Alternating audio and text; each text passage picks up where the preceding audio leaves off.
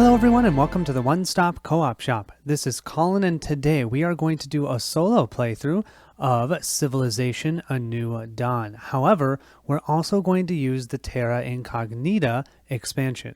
Now in August of 2020, Fantasy Flight came out with a print and play rules of how to play the base game solo, which was totally awesome. It was free for anyone that had the game, so I immediately picked it up and I never played it. I don't know why, I just never got it to the table. Lots of stuff going on in life. Well, then the expansion came out. Everyone asked, can it be played solo? Crickets. Nothing from Fantasy Flight. I'm assuming they're probably developing some sort of solo, maybe. But in the meantime, an avid fan of the game, Frederick Stair, actually did revised rules for the solo. I have them here. I'll put them in the description below for how to play with the expansion with the solo rules. Most of the rules are the same from Fantasy Flight. He's made a few adjustments because there's a few new things in Terra Incognita, including governments and growth actions. And we actually have armies that we get to move across the board. So cool. I feel like the expansion really made the base game regularly better, and then doing it solo just adds another layer of awesomeness. However, what that does mean is that this is a fan-made variant. So if you don't like it, don't worry about picking it up. You can always do the Fantasy Flight official solo rules if you like just the base game. And I would just like to call out to Frederick, thank you so much for making this. I think this makes the game even that much better.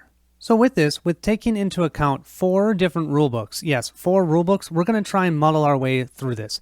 Do not take this video as a strategy guide on how to play well. I have played the game a total of 3 times. I've played 1 time competitively against myself, and then 2 times against the solo AI. So I don't really know what I'm doing. I'm just going to be showing you how to play it, and if you're interested in it, you can go ahead and pick it up. Especially because you can just download this fan-made variant from BGG and try it out. So do not look at this for how to play well, just look at this for general understanding of how the game would play solo and if it interests you. And hopefully this video will help you decide if you want to pick this up.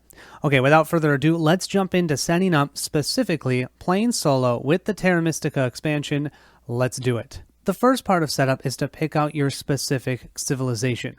I randomly chose, and I have Nubia here. So Nubia, I have a leader with a special ability. It states here, after you reset your growth focus card, resolve the effects of one of your districts. Now, if you know the base game and you don't know the expansion, districts are new. A growth action is new. Lots of new stuff. So you'll see how that works in the playthrough itself. You're also going to grab the specific action or focus card that matches your leader. Mine happens to be one that's a level 2, so you won't see it out right now, but I can level into it if I would like, which you know I'm going to. We also have all of our government tokens. I'm going to grab all of these, and this is going to be the same for what we're going to do for the AI as well, which you'll see shortly. We have our technology track. Our technology track starts at 0, something that is really hard to tell from the base game rules. I'm going to tell you now, I'm going to remind you over and over again. If ever you get to 24 and you move past 24, you start again at 15. You don't start again at 0. So many people didn't understand that. That can really help if you need to level up your cards because you can get more level 4s if you start at 15, right? And you can keep going from 15. You could level up all of your focus cards. I've placed off to the side all of my city tokens, as well as now I have district tokens over here and my control tokens. They're all off to the side. I have my diplomacy cards over here that potentially the AI could earn. And then down here, we have how to set up our focus track. Now, with the expansion, we have a growth action, and that growth action is going to be placed 1 space to the left of the foreign trade. So foreign trade is at level 1, and then growth will actually be at the other level 1 spot, 1 place further to the left. You'll see in a second. This track is what makes this game so awesome. So in the base game, you had spots 1 through 5. The expansion adds a second level 1 slot. So I'm going to place my growth card, which is the irrigation one farthest to the left. Everything else matches my leader. You'll also see you'll place a caravan here on your economy card, and then in something new, you'll replace all of your military cards with these new ones from the expansion, and I have an army token. You have 2 of them, and you can earn the second one throughout the game, and you will have armies marching across the board, taking down city-states or potentially your rivals. Here is the AI's focus cards, and you're going to see they're in a different order than mine are. That's because he has his own specific leader, and that leader is going to tell him where to place those cards. I randomly chose for the AI China. When defending, your reinforced control tokens increase combat values by 2 instead of 1.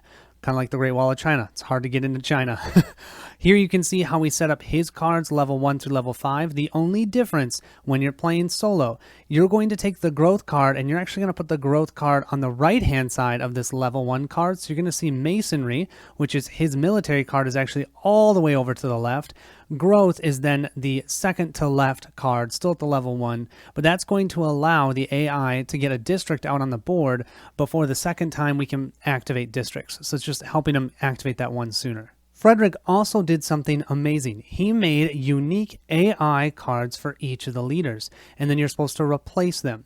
So China actually had a level 1 specific one, and this one says advance the player's tech dial, this player's tech dial by 6 spaces.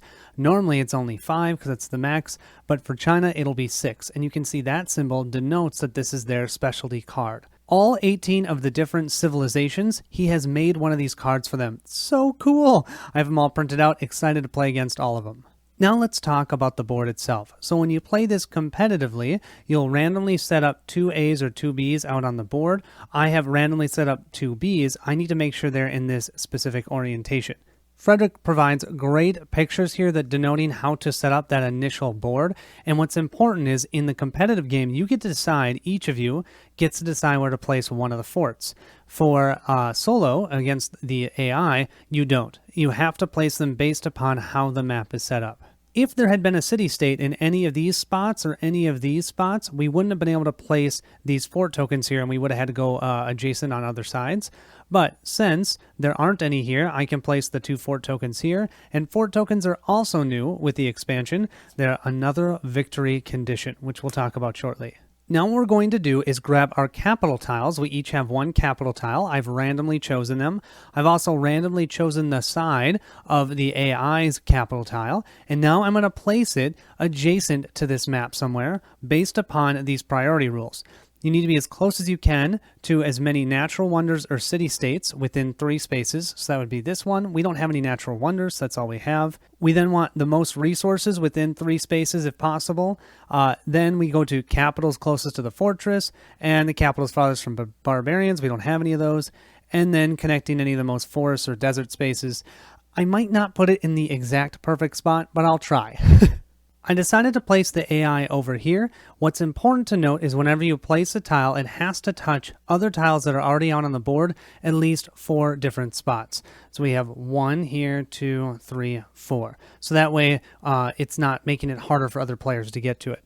We have a city-state right here that he could potentially try and conquer or trade with. He's got a fort token right here. The only thing is the resources are a little farther away, but I think with having this one here and easy exploration over here, because yes, the expansion has exploration. Yes, best part of this new expansion.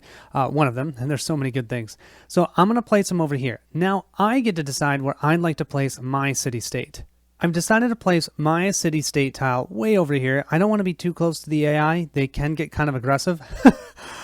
And that gets me close to this fort. Also, then I have a couple different resources within my reach. We've got marble, actually 2 marble over here. We have mercury right there, and then just so you know, this is oil. And these are one-time use resources. So when you place a control or a district marker on there, you're going to pick them up, and they no longer produce that resource. So you want to be the first one to grab those. Notice that we have Kumasi here on the board. This is a city-state. It's a neutral state that we can either trade with, we could try and conquer. Same thing as the AI. So when you get one of those on the board, you're going to grab their diplomacy cards. You're going to set them on the side. There's only 2 of them. That's even if you're playing with 4 players, there's still only 2 of them. You can earn them if you bring a caravan and drive them all the way to that city-state. They generally will give you some sort of benefit, or they may even be a part of your goal for winning the game. Next, we'll grab the Barbarian Tracker token. This is just going to tell us when the barbarians move, which way they move, because we'll roll a die. Doesn't matter where we put it. It's random anyways, so I'll just place it here. We don't even have any barbarians on the board, so right now it really doesn't matter. The expansion also comes with a new event dial. I'm going to give this to our AI player. Our AI player is first player. What would a civilization game be without world wonders? We have 4 different types of world wonders here. What you're going to do, you can see here, these are all ancient wonders. There's ancient wonders, there's medieval wonders, and there's modern wonders of each of these types. For the ancient and the medieval, you're going to shuffle all those ones together and randomly remove one of each type. All the moderns are always included. And I've stacked them up underneath here. I don't know what they are. I don't know which ones have been removed, but that's how you're going to set up your ancient wonders. You're then going to grab their tokens and just place them nearby, because whenever you build a wonder, it has to be in one of your cities. So you have to place one of these underneath a city that you own, and it could be your capital city. Here we have our objectives for our specific game. I've randomly drawn these 3, and then you always now play with these 2 yellow objective cards. To win the game, a player must complete an agenda on 4 of the 5 victory cards next to the map. You'll check for victory at the end of each round before resolving the event dial. So, for an example, if I controlled 1 fortification and had 1 token on each of these, I would win the game. Conversely, if I had a token on each of these, so I controlled 2 forts, which means that I would actually have both of these done, and then let's say these 2 objectives completed, I'd also win the game at the end of the round. Unlike these objectives down here, that once you complete them, you're going to put a control token on it, and then if later on it's no longer true, so for an example, let's say I controlled 2 science wonders, but then the AI took control of one of them, so I only owned 1. Once I put my control token on this, it's completed. I don't have to keep it that way. With the forts, though, that's different. If the AI takes control of a fort that I previously controlled, I would lose the control marker on these. So these could potentially change throughout the game. Once I finish one of these, though, it's done. So let's talk quick about the different objectives here. This one, I need to control 1 fort. So that means I need to have a city and a fort. This one, I need to have cities in 2 forts. Well, there's only 2 forts on the board. That would mean that I'd actually would control 1, so I'd get to place a control marker on both of these. That one is highly unlikely with how close that fort is to the AI. You're going to see why. Over here, we have Technophile. What that means is I need to have 3 cards that are in my focus row that are level 4. The Scholarly, I need to control 2 scientific world wonders. That would be like the pyramids, for an example. Up here, I have Diplomatic. That means I have to have diplomacy cards from 4 different players and or city-states. Or I could do Hoarder. I need to have 5 resources that are sitting on my card, and that would include natural resources, which you'll see in the playthrough. Here we have Industrious. I need to have all 5 of my districts, which are new in this in the expansion. I need to have all of them on the table. And then finally, Progressive. I need to have 3 world wonders from 3 different eras. You've got the ancient, medieval, and modern. You only have to do the top or the bottom of these cards. You don't need to do both to place your control token. So I could do just this one, and control 1 fort to win the game. And with this, I think we are ready to start the game. Let's jump in. So we're going to start with the AI's turn. Now, normally you would start by activating the event on the event dial, but you don't do that on the first turn. So we'll start by activating their card in their focus row. Here we have the focus row of our AI. Our AI will always activate the farthest right focus card because that card is the strongest at the level 5 and it can go on any terrain type. Up here on our focus track, you can see different terrain types. So if we were activating a card, let's say this one, we could go into any of the lands that were desert or below this. We couldn't go into any of the mountains. To make it easier to activate the AI, I'm sure that's why they did this, you always activate the farthest right card in the row. After you activate it and resolve it, that card will go to the bottom of the focus row. All the other cards will slide up, and next turn they'll activate the next one, and so on and so forth. Our AI player is going to activate the writing card, and it states, advance this player's tech dial 6 spaces. This means China will go from technology of 0 all the way to 6, which means they're going to level up 2 of their focus cards already to level 2s. You can see the 2s on there. That means they're going to level up to level 2. The next time they do this, they're going to level up one of their cards to level 3, then level 4, and level 4. Something to note about the writing card, it says the player will not upgrade this focus card until the tech dial has reached 10 or more. So because this is their specific card for China, we will not upgrade this one. What we're going to do is roll these 2 dice. Each die will equate to a spot on their focus track. Whichever number we roll, that specific action card or focus card will be upgraded. Let's give these a roll. Okay, I rolled a 6, so I need to re-roll that 6 because that 6 would be the one that we're activating right now, and that one specifically states we will not upgrade it until we get to Tech 10 or more. We rolled a 6 again. Okay, come on. A 5. So we're going to upgrade 4 and 5 to level 2. This means our foreign trade and early empire are both going to upgrade to currency and drama and pottery. Each of them are slightly better for the AI, which is great because they're also going to be activated very soon. Because now what we're going to do is we're going to place this writing all the way at the bottom of the track and move the rest of these cards up 1 spot. So now you can see next time he will be activating drama and pottery, and it'll be about 6 turns before he activates his science again. That was the AI's turn. Let's go to our turn. I also have my 6 cards to choose from, but I think the one I'm going to choose is actually astrology, number 4 here. So what I usually do is tap it down a little bit like this to notate that I'm activating it.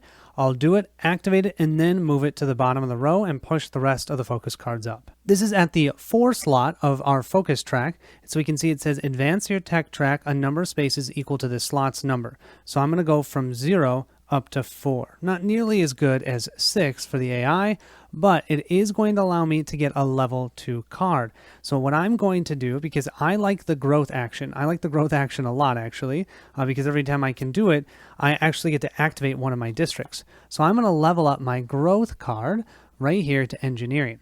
I'll then swap that with my level 1 irrigation. So I no longer will have the level 1 irrigation. That's fine by me. We'll then grab this card, move it, and slide all of these down, and move our astrology back down to the bottom. Now we'll move to the event phase. We'll rotate this over to the next spot, and this one states that all barbarians would move. We don't have any barbarians on the board, so I'll skip that for now. Our next round, though, we're going to activate districts.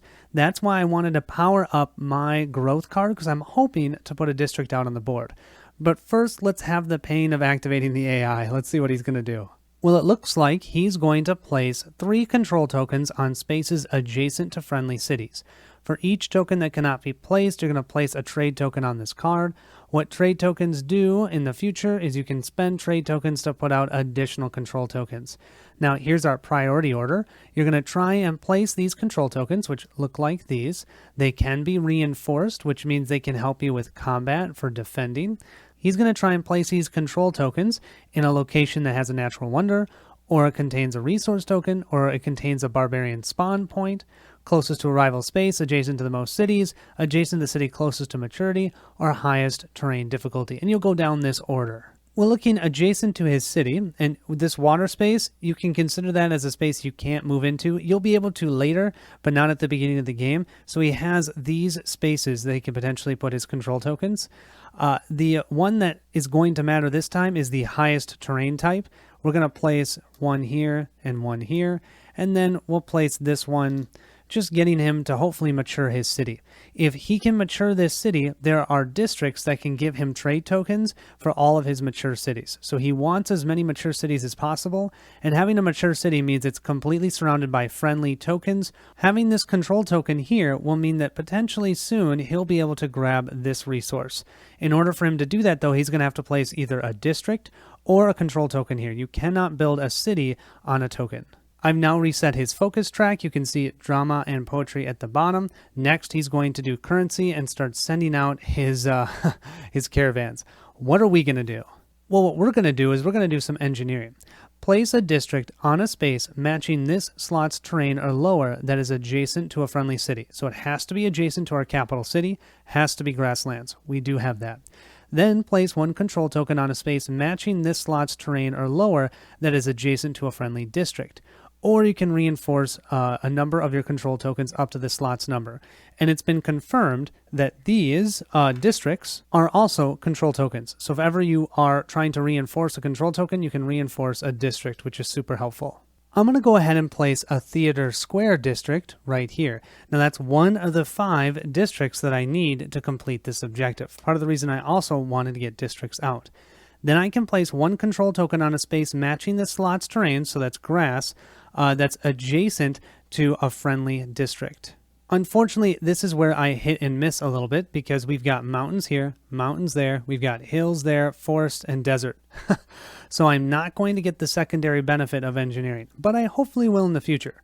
Also, though, you have to remember Nubia has a special ability whenever we reset our growth card. I'm going to put this at the back of our focus track, and then we're going to read her special ability. After you reset your growth focus card, resolve the effect of one of your districts. For the theater district, we're going to be able to place one control token on its space within 2 spaces of this district, or place one control token on a space within 2 spaces of a friendly city with a world wonder. What this means is I'm going to be able to place this control token right here. And when I do that, I grab this marble resource, and I can use this to help me build wonders. Now, I cannot place a control token on this fortress. I have to take that fortress by force with an army, and then we'll place a city there. We'll then move to that event phase, and now, this is new, we will now activate all of our districts. Our AI would go first, he has no districts yet, so then it's to us, we're going to activate that theater again. We're able to place one control token on a space within 2 spaces of this district. 1, 2. Beautiful. We just gained some more marble. Our AI player will now activate currency. This player defeats each barbarian adjacent to a friendly space. Well, we don't have any barbarians. Then move each of this player's caravans 4 spaces towards different destinations. So our first one is going to go to the city-state for which the player does not have a diplomacy card. We have one of those. Check. The second one, if the caravan starts on this card, which it does, move to a space on the player's capital tile where it can legally place a new tile and explore. So that's what we're going to do with both of these. Whenever you activate a caravan from one of your focus cards, you can place it in any mature city or your capital city. So our capital city is here because we don't have any mature cities yet. We can then move it up to 4 spaces. 1, 2, we've just moved into Kumasi. So because of that, we'll return this right back to our card, and they gain this diplomacy card. For us as players, diplomacy cards give us special effects. For the AI, all it's going to do is put a permanent trade token on the focus card that matches the specific type of the city-state card. The only cards that they actually will use is if they grab your diplomacy cards, they might use it. Also, that's making him 1 step closer to completing the diplomatic mission as well, or I should say objective. So what I do is I use a different type of token than a trade token. The trade tokens look like these, and essentially what this means now is he will get whatever the benefit is down here, which is +1 control token, and he doesn't have to spend this. So when he uses this now, he's going to be placing 4 control tokens for the rest of the game as long as he has this diplomacy card. And then that way you don't have to try and track all the diplomacy benefits that he's getting. Our AI's second caravan is going to explore. So we'll start him here. And how you determine where he's going to explore, he always first looks for the shortest distance to travel. Well, any one of these spots here is only 1 space. You can't explore off of the water. You then have to choose the highest terrain, and that's both of these. And then the final priority is furthest from the rival. Well, this one may be a little bit farther from the rival. So we'll go ahead and move here. That's 1 movement. Then we spend 1 movement to explore. So what we're going to do with exploring is we draw from our huge stack of tiles, and this is probably one of my favorite parts of the game now.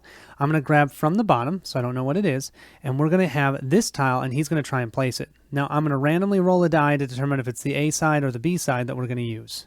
1 through 3 is A, so we're going to do the B side. So now I'm going to try and place this tile using the following priority order, and you can see them here. They're making an existing district better, connecting the most forests, the city-state or natural wonders closest to the capital, and barbarians as far away as possible. And like I said before, I try and do the best that I can. If it's not perfect, it's not perfect. For me, it's just about the experience of playing it anyways, and it's close enough. So I've placed this here. We do have our first natural wonder. How natural wonders work is if you can place a control token there, you gain this token.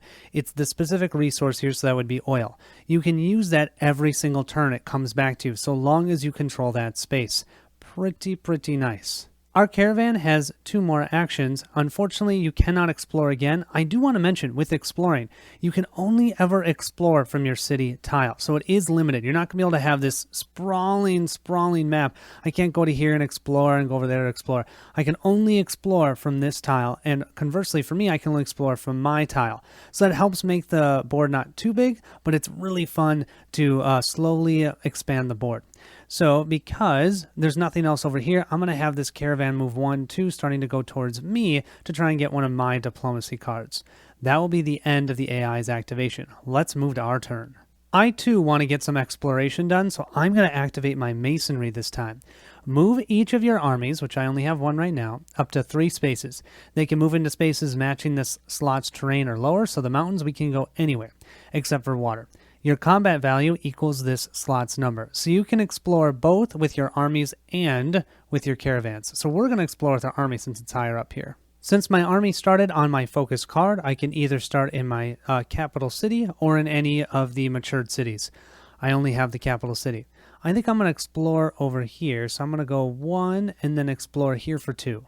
And we found this tile. Oh, we have our first barbarian. Let's see, is there a there's a barbarian on both sides. So I get to decide which side I want to have face up and how I want it placed on the board. Well, just in case we don't have enough marble, I have more marble up here. I have our first barbarian over here. It's a little close to our cities, but hopefully I can take it out. And we have Buenos Aires here. Buenos Aires, I'm hoping we can maybe do some dealings with. We have a diplomacy card that states, when you are building a wonder, reduce its cost by 2 if you do not already have a wonder of its type, which is cool. So we're going to place that on the side of the board. Now our army has 1 more movement. I'm going to go ahead and have him move over here, because when I'm thinking next time I activate my army, I think I might try and take that fort down so we can control it, because that's one of the things we need to do, and that would get me another city out. Moving to the event phase, we're going to do our first government action, and the first time we're going to place trade tokens on wonder cards. Wonders will not get stale now with the expansion, because every time you pass one of these, you're going to place a trade token on them. They're going to become cheaper. If ever you place a second trade token on it, then you're going to discard it and flip the next one. So that way you get to see more of the wonders. Because there are 6 focus slots, it can be hard to have certain actions get all the way up to where you want to be able to activate them. So what the game has provided to us is governments. We can have all these different types of governments, and what we do is, depending upon what we choose, for the active player, we can only look at what's in our level 1 slots, because these are going to be the ones we're the least likely to activate. We can choose to have one of these 2 government types. Our choices are the autocracy or the monarchy. What this does is, you see these arrows? These arrows pretend or allow us to use these cards as if they're 2 slots farther to the right. Now, we have to choose which card we want to have be our government, and every time we hit this slot, we can choose a different one. I think for us, I'm not looking at military right now. I'm looking at growth. Growth as much as I can. So what this means is, right now, although our growth is at the 1 slot, when I activate it, I can activate it as if it's in the 3rd slot. And this will stay here until we choose governments the next time we hit this on the event dial. For the AI, they're normally not limited to only the focus cards in the level 1 slots. They could do it on any of them. However, what you do is you look at your highest focus cards. Well, we only have 2 level 2s, everything else is level 1, and they just so happen to both be here. So what I'm going to do is just roll a die. 1 through 3, it's going to be currency. 4 through 6, it's going to be culture. Let's see what we get. We get the 3, so it's going to be currency. That means they're going to have an oligarchy, so they can activate that 2 slots sooner than normal. What this means is, when currency is at slot 3, we're going to compare currency's value, the focus card's value, which is at a 2, compared to the whatever card is here at number 5. Whichever one is higher, and the one with the government wins ties, will be activated next. So if this one was in slot 3, it would activate currency before we would activate pottery. The AI now will try and activate pottery. Build 1 world wonder. This player's production is 5. Build this wonder in a friendly city with the highest defense. And then, of course, the tiebreaker is farthest from a rival space. I almost forgot to show you that I placed the trade tokens on all of our wonders because no one's built any. Unfortunately for the AI, the cost here is 9 minus 1, which is 8. We only have 5. 9 minus 1, which is 8. 7 minus 1, which is 6. They could almost get this one, but they can't. 8 minus 1 is 7. So they're not able to buy or purchase or build any of these wonders. We'll skip the wonder priority and move down to this piece. Then build one city on a legal space that is within 2 spaces of a friendly city. And then here's our priority, adjacent to the most natural wonders and or resource tokens, a space with a barbarian spawn point, highest defense, and then if neither of these things were done, we'd actually level this up. It looks like to me the best space to build is right here. They're right next to a natural wonder and another resource. It's going to be easily defensible, far away from me. That's what their activation will be. We'll move to our turn, and I think I'm going to activate our pottery card here. We can build one world wonder. Our production is equal to this slot's number. Well, our production is 4. We're then going to spend some additional resources. Each resource to build a wonder is considered 2 of whatever that wonder needs. So I'm going to spend both of the marble. So I have 4, 5, 6, 7, 8. I have a total value of 8 production. Each wonder has the resources that you can use to help you build them. So you can see here, I can use marble to build this Colosseum. Now, normally it costs 9. I only have 8. I only have 8 total resources. Well, the nice thing is we have this trade token here. It reduced its cost by 1. So we're now going to place this underneath our capital city. And it says at the start of your turn, you may reinforce one of your control tokens that's adjacent to a friendly city. Reinforced tokens give additional bonuses to defense for both your cities as well as other control tokens. Super helpful. I won't have to spend actions to do that. The Colosseum will do it for us. This does mean we'll reveal the next one, and we have Stonehenge. Oh, this only costs 7. After you place a control token on a hill space, you may place a control token on one or more hill spaces adjacent to that space. Cool. We'll place this wonder token right here and place our capital on top of it. We'll move to the event phase. We will now move to activating barbarians, and we have one that's right by us. So let's see which way he's going to move. We'll roll the die, and we've got a 1. Well, if you look here, 1 is this way. And if that barbarian would try and move that way, it'd move off the map. So then it moves the opposite direction, of course. So it's right by our army. We're now finally going to see the AI build a district. Build 1 district if the minimum requirements are met. Then reinforce 2 of this player's control tokens, and you're going to reinforce tokens closest to barbarians and or rival spaces. And then, of course, you're always going to prioritize districts over other control tokens. If no district is built, then instead you're going to reinforce 5 of this player's control tokens, then replace this card with an upgraded version. There are a total of 5 districts, so what I like to do is just roll a die. Okay, we got number 4. Let's see if we can build number 4. Number 4 is this industrial zone. We need to have 2 forest spaces on or adjacent to a potential industrial zone, and I think we have that. Our placement is most forest spaces on or adjacent to the industrial zone. Has the highest defense. It does not already have a control token or furthest from a rival space. And then when we actually activate the industry zone, we'll read this part. I do believe we'll be placing one out. So I will have to replace a command token, but I still think it's worth it. We're going to place this district here, and the reason being, read what it does. When it gets activated, we're going to place 1 trade token on your industry card for each friendly forest in or adjacent to this district. And if you look here, we have 1 forest here, 1 forest here, and we could have a 3rd one here. Now, if we were playing as a regular player, the max amount of trade tokens we can have on a focus card is 3. The AI can have an unlimited amount, so the more trade tokens they have, the better. So once we get a control token over here, or it becomes friendly, we will be able to be gaining, every time the districts activate, 3 trade tokens on that industry card. Oof. Then we'll have them reinforce 2 of their control tokens, and that includes the district. So we've now reinforced them. We flipped them over. They're going to add +2 defense to adjacent tokens instead of just +1. At the start of our turn, the Colosseum is going to activate, and it's going to allow us to reinforce 1 of our control tokens that's adjacent to a friendly city. While we only have 1, it's our district. I'm still happy about doing that. Then I think we're going to activate our engineering card. Once again, we have a monarchy, so we can activate it as if it's in slot 4. It states here, place a district on a space matching this slot's terrain or lower. I think I'm going to do an encampment this time. Okay, and then it says, then place 1 control token on a space matching this slot's terrain or lower that is adjacent to a friendly district. So we can place 1 of these.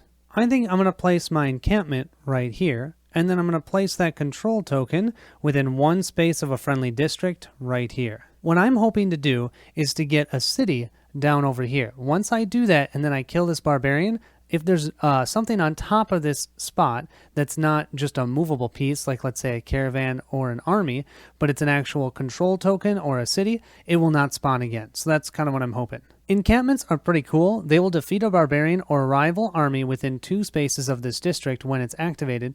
Then you can reinforce 1 friendly control token within 2 spaces of the district. I also don't want to forget Nubia's effect. After you reset your growth focus card, resolve the effect of 1 of your districts. I think I'm going to do my theater again. I can place 1 control token on a space within 2 spaces of this district. I am starting to get my main city matured. I just need 2 more tokens. I didn't mention this specifically, but whenever you build a city, you can never build a city adjacent to another city. They're too close. They can't both thrive. So that's why I have to fill this area around my city with control tokens, and I can put a city here. I'm hoping to have a city there once I take down that fort, stuff like that. Now we get to activate our districts again, and we're going to start with the AI. If we had 3 trade tokens on the industry card, we'd build a city, but we don't have any. So instead, we're just going to do the regular, place 1 trade token on this player's industry card for each friendly forest in or adjacent to this district. Right now, that's only 2, but once they get a control token here, that'll be 3. We'll place the 2 tokens here. Now we get to activate ours. Our encampment will defeat a barbarian or rival army within 2 spaces of the district. Haha. Take you out. Then it can reinforce 1 friendly control token within 2 spaces of this district. I'm going to go ahead and reinforce this one. Beautiful. And then we have our theater here, and that we can place 1 control token on the space within 2 spaces of that district. And I think I'm going to place 1 here. We're only 1 away, and then we'll have a mature city. Here's what our map looks like so far. Now, I do want to mention I had kept recording for a while. I made a bunch of errors, so I've tried to recreate the board as best as I can. We're probably not going to do a full playthrough. We'll do a few more turns so you can see how the AI works, and we'll go from there. The other thing is I want to make some corrections for some things that I've done wrong. The first thing we're going to correct is when I defeated that barbarian, I can place a trade token on any of my focus cards. I'm going to place it on my masonry card. That is my army card. I want to be able to have this army try and take out that fort when I activate it. Second thing, over here, one of the times I put a control token on the mountains, I couldn't do that. But I'm just going to leave it because I then activated my theater and placed this token here. Well, I could have just placed that one there, so we'll leave that. Next, remember when the AI had their caravan go to Kumasi? They should have gained 2 trade tokens on the focus card that matches the type of that city-state. So that was the culture. So we have 2 trade tokens plus 1 permanent trade token because they have this diplomacy card. Okay, we're now all set to go. Let's go ahead and activate the AI. We see here in slot 5, we have masonry. The army may move up to 3 steps. Attack if it reaches a target. The player's combat value is 5, which matches here. Our target priority, there's no barbarians. We do not have a rival city with a defense of 4 or less. We don't have a rival control token close to us. We don't have a rival space. If there's no attacks that were made, we can look down here, and there's nothing that's in range of 2, 3, or 4, then the army will explore. Now, there is a fort, but the fort has a defense of 6. So I'm assuming that with this card, we will not attack a fort because our attack level is only a 5. So we're going to explore with this army instead of attacking. We'll start with our army right here. They'll take 1 space here. That's the highest level space that we can explore from, and we're going to explore in this area. We have this tile, so it can be A or B. Let's roll to see which side. 1 through 3 is A, so we've got the A side. Well, it looks like we found a barbarian. We found a natural wonder. This is Torres del Plain, and we've got some more marble. Now, this army has 1 more movement, and there's a barbarian here, but he's in the mountains. That means his defense is 5. Well, our offense is 5. Let's go ahead and move into that space. It's a 5-on-5. We'll roll to see who wins. The AI will be red. The barbarian will be blue. Let's see. Oh, it's a 4-4. It's a tie. Whenever it's a tie, it's whoever's defending will win. That means the barbarian wins, and this army is removed from the board. It'll go back onto the focus card. At the start of our turn, we'll activate the Colosseum. I can reinforce 1 of our control tokens that's adjacent to a friendly city. That includes districts, so I will reinforce my encampment. Then I think I'm going to activate my foreign trade card. I can move each of my caravans up to 3 spaces, deserts or less, so just not mountains. Unfortunately, I only have 1, but let's go ahead and do it. We'll start here in our almost mature city. Spend 1 movement to move here, and movement 2 will explore here. And we find this tile. Looks interesting. Let's see how we want to set it up. We found the city-state of Palenque. This looks awesome. So we will grab their 2 diplomacy cards, and they say, when resolving a focus card, you can spend resource tokens, not natural wonder tokens, as trade tokens. That's kind of cool. We still have one more movement with our caravan. So why the heck not? Let's move on to this space. We're going to trade with them. That means we're going to gain this diplomacy card, and we're going to gain 2 trade tokens on our science card. That's actually pretty nice because I'm likely going to do this one next time. And so now these will add +1 when we try and advance our technology. We'll now move to that event phase, and we'll go back up to the top. This means we're going to have to respawn any barbarians that have been defeated. Unfortunately, that means the one by us is going to respawn, and then we're going to update the wonders. This is somewhat annoying because he's next to an unreinforced control token. If he moves onto that unreinforced control token, he immediately defeats it. If I do happen to get it to be reinforced, when he tries to move there, it just gets flipped to the unreinforced side and he stays where he is. So let's see what happens. Hopefully I reset up all of the wonders right. What we're going to do is place 1 on Stonehenge, and the rest of these are going to be refreshed. We now have the Oracle, Jebel Bakal, and the Colossus available to us. Now it's back to the AI. So now normally the AI would activate their writing and they'd increase their tech. But because of their government, this oligarchy, it makes their currency card look just as good as their writing because it's at the level 5. And it's a level 2 focus card. So we're actually going to activate this one. First things first, this player defeats each barbarian adjacent to a friendly space without gaining the trade token. So you know how we gained a trade token? They won't gain one for this. And they most certainly have one right here, so they'll defeat that barbarian. Then, just like before, they're going to move their caravans. One is going to explore, the other one's going to start heading towards either the city-state or our state. Let's do the one from the card first. They can move 4 spaces, 1, 2, 3, and they're going to explore here. We have this tile they're going to try and place. Let's roll to see A or B side. 1 through 3 is A. Oh, that's going to be the B side. Well, that blasted AI is going to block us from exploring anymore. You can see here we have 2 empty spots. What you do is you grab these water tokens then, and you fill them in. So we've got some water that they found, and now we can no longer explore over here. We only have 1 spot farther up north where we can explore. I'll show you that in a second. They did find Soul, so I'll go ahead and grab their cards, and Soul says at the start of your turn you may move 1 barbarian to an adjacent empty space. Ooh, that's kind of cool. They've used all 4 of their movement, 1, 2, 3, and explore, but now this one can move 1, 2, 3, 4. They can go to Soul. They're going to gain this, which means now they have 2 diplomacy cards. Remember, all they need is 4 to complete this objective. They're going to get 1 permanent trade token on the science, their science focus card, and 2 regular trade tokens. And of course, what are they going to activate next turn? Yeah, their science card. Great. Well, I'd love to explore right there with them, but I think this time I'm going to do my astrology card. So I'm going to advance our tech dial equal to 4 plus 2 is 6.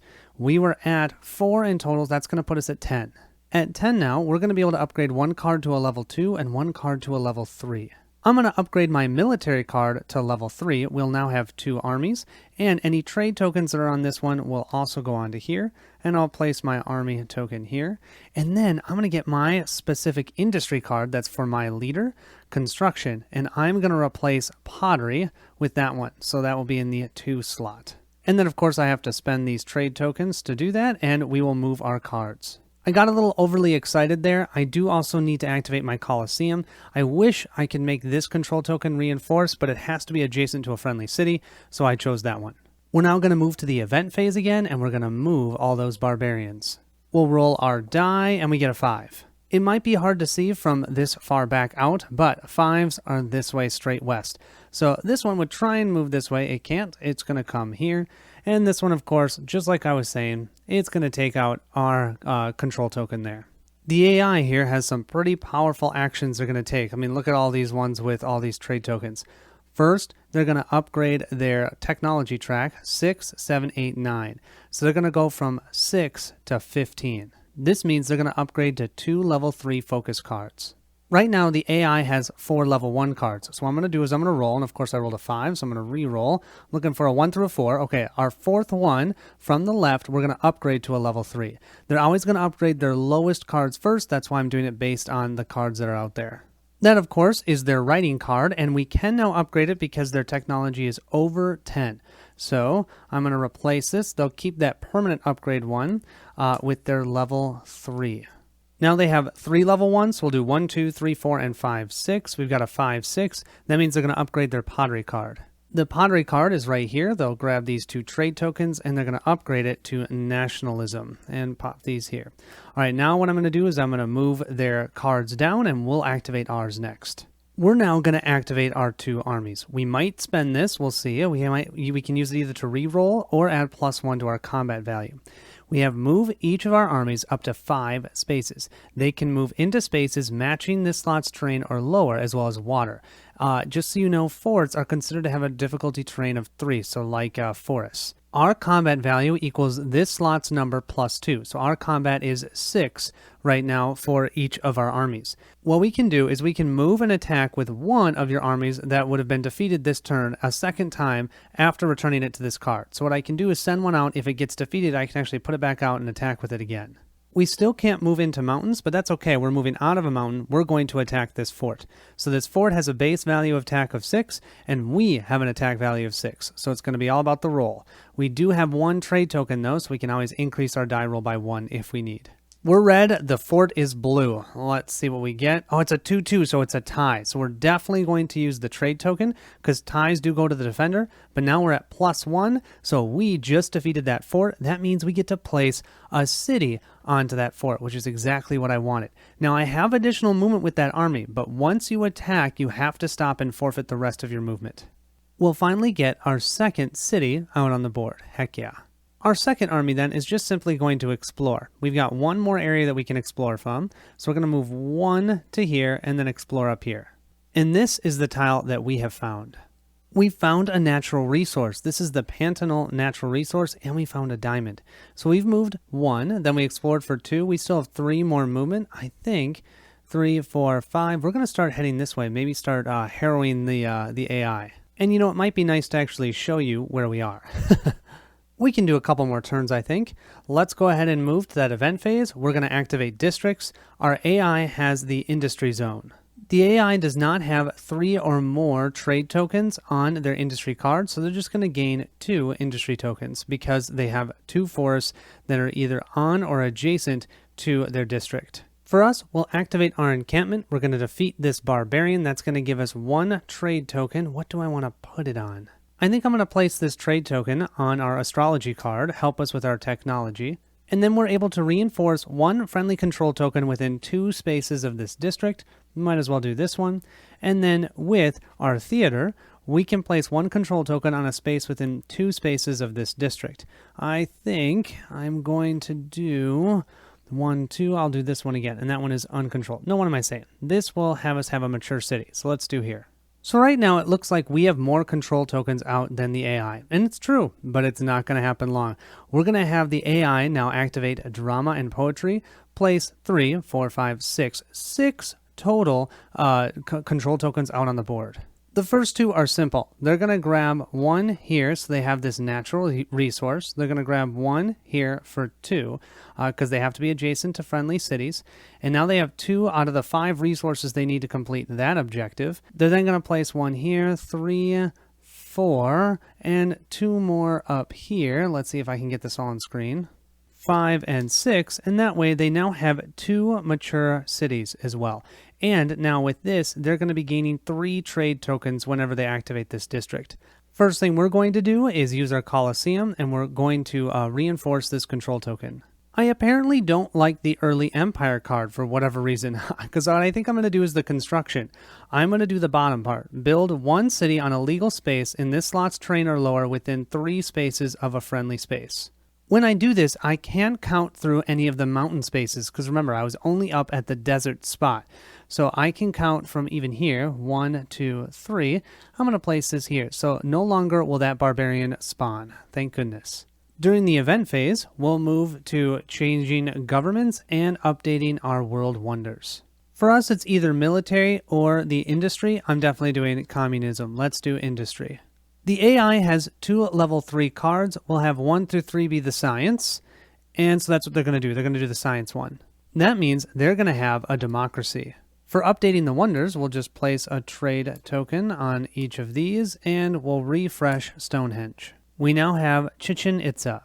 Our AI is now going to activate nationalism. Build one world wonder. This player's production is 7. Plus we have 4 trade tokens on here. Build this wonder in a friendly city with the highest defense.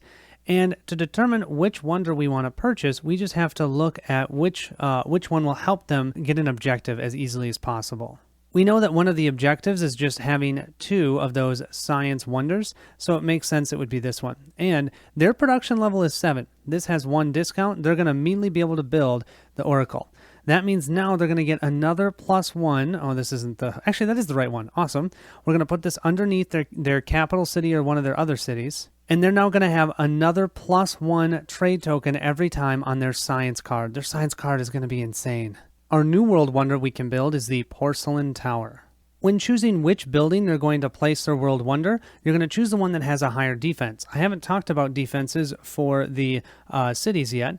So a city's defense is equal to double whatever the terrain value is. So a desert's value is 4. So this city's terrain defense is 8. This one's defense, this is only hills. Hills is 2. So this defense is 4. So that's why I put it under this one. And we'll place another permanent trade token on their science card. So right now they're guaranteed +2, and then whenever they activate it, which is, by the way, 1 round earlier because of their democracy, it'll be at 7 at least that they'll increase their technology track. We're still not even done with their nationalism card, because now they're going to build 1 city on a legal space that is within 4 spaces of a friendly space. This can even count through water. They're not going to want to have to deal with the barbarian over here, so they're definitely going to place their city here. They'll be able to get another natural wonder once they get some control tokens, and all they have to do is take out this barbarian, and they're going to be set to go. They are looking good. Well, I think it's high time we finally use our early empire, even though it's not that early. We're going to place 2 control tokens on spaces matching this slot's terrain or lower on adjacent spaces that are adjacent to friendly cities. I think these 2 mountain spaces are going to be awesome, especially because I just collected some marble. And with that, I think I'm going to call this playthrough. I really actually like this game a lot. I will say I like playing it competitive much more than solo, just because it's hard in my mind to keep control of what the AI wants to be doing while I'm also trying to remember what I'm trying to do. So I think it'll be a lot better competitive, but I do still think it's awesome that you can play it with an AI, and you can just add this to, let's say, a 2-player game. I do feel like the AI is not going to be a pushover. It's going to be a challenge. Gosh, they upgrade their cards really quickly, and they can do some powerful things. The way you counteract that is that they don't do things strategically. Now, neither do I, but we're looking pretty good. We've got a nice setup. I'm gearing towards a couple different ones of these objectives, and I at least have a fort. Oh, since I have a fort, I should have placed one of my control tokens here to denote that.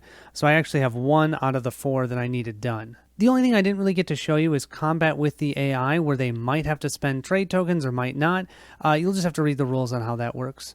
Hopefully this helps you see if you want to pick this up. Thank you so much for watching, and I will see you at the next stop.